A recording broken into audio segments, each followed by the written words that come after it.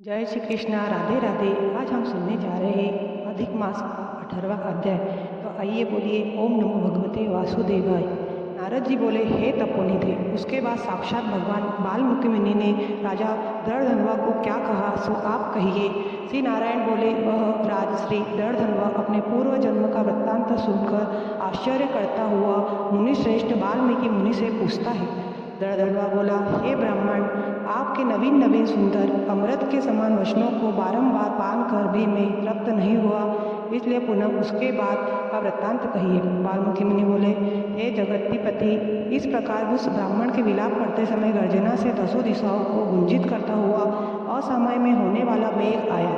पर्वतों को कपाने के समान तीक्ष्ण स्पर्शों वाला वायु बहने लगा और बिजली अत्यंत चमकती हुई अपनी आवाज़ से 10 दिशाओं को पूर्ण करती हुई इस तरह 1 मास तक वृष्टि हुई, जिस जल से पृथ्वी भर गई, परंतु पुत्र शोक रूप अग्नि के ताप से संतप्त वह ब्राह्मण कुछ भी नहीं जान सका। न तो जलपान किया और न भोजन ही किया, केवल वह पुत्र, हे पुत्र, इस प्रकार कहकर विलाप करते हुए ब्राह्मण का उस समय 100 मास व्यतीत हुआ। वह श्री कृष्णचंद्र का प्रिय पुरुषोत्तम मास था। सो न जानते हुए उस ब्राह्मण को पुरुषोत्तम मास का सेवन हो गया। उस पुरुषोत्तम मास के सेवन से अत्यंत प्रसन्न नूतन मेघ के समान श्याम वर्ण वनमाला से भूषित हरि भगवान स्वयं प्रकट हुए। जगत के नाथ हरि भगवान के प्रकट होने पर मेघ समूह गायब हो गया।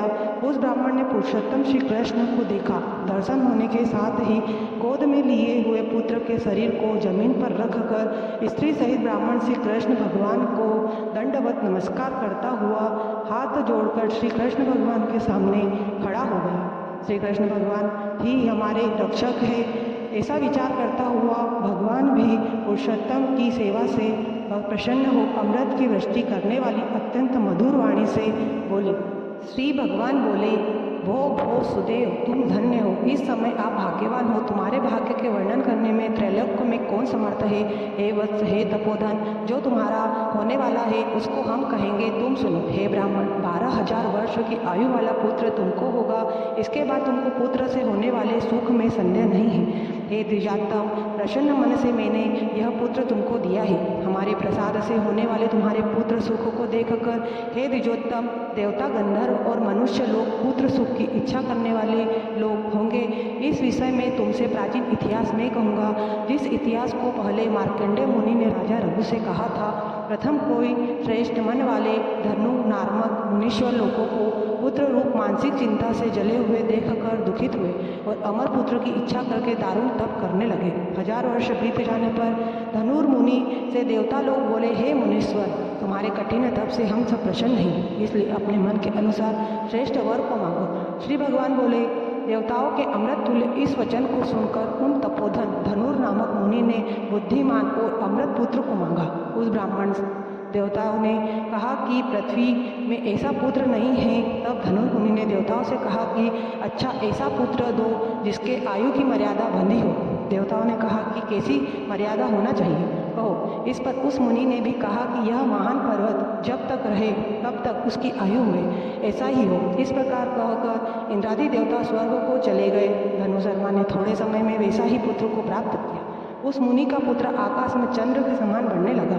16वें वर्ष के होने पर मुनीश्वर के पुत्र से कहा, हे वत्स, ये मुनि लोग कभी भी अपमान करने योग्य नहीं हैं। इस तरह शिक्षा देने पर भी उस पुत्र ने मुनियों का अनादर किया।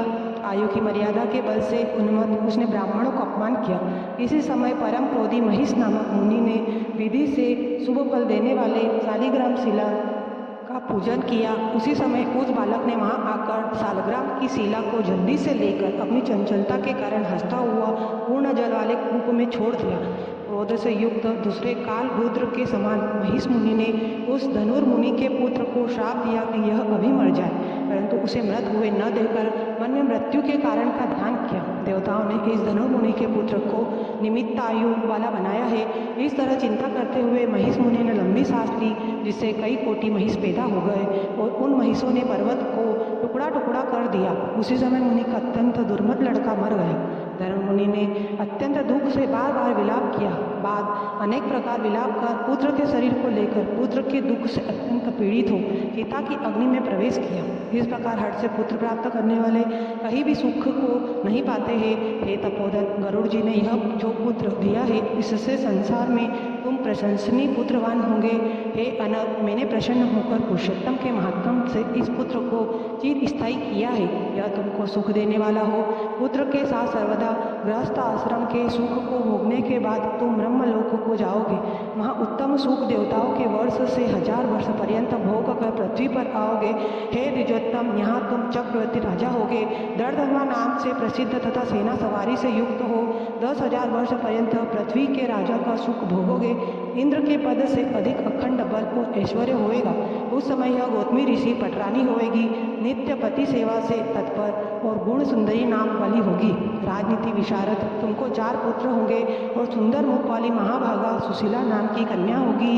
हे महाभाग, सुरों और असुरों को भी दुर्लभ संसार के सुख को भोग कर तुम संसार रूपी समुद्र के पार करने वाले विष्णु भगवान को जब भूल जाओगे, तब हे विप्र, उस समय वन में यह तुम्हारा पुत्र सुख पक्षी होकर वट वृक्ष के ऊपर बैठकर वैराग्य पैदा करने वाले श्लोक को बार बार पढ़ता हुआ तुमको इस प्रकार बोध कराएगा।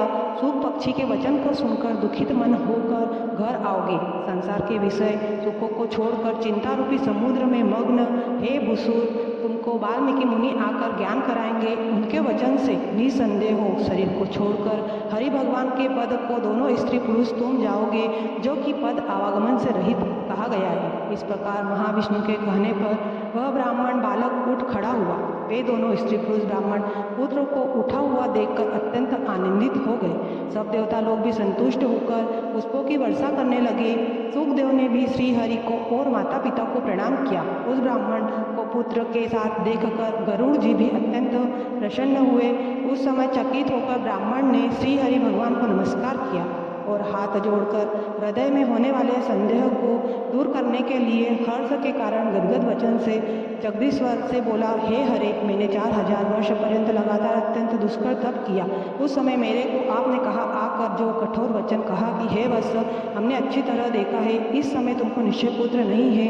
हे हरे, उस वचन का उल्लंघन कर मेरे पुत्र को जीवित करने का कारण क्या है, सो आप कहिए। श्री पुरुषोत्तम 18वां अध्याय समाप्त।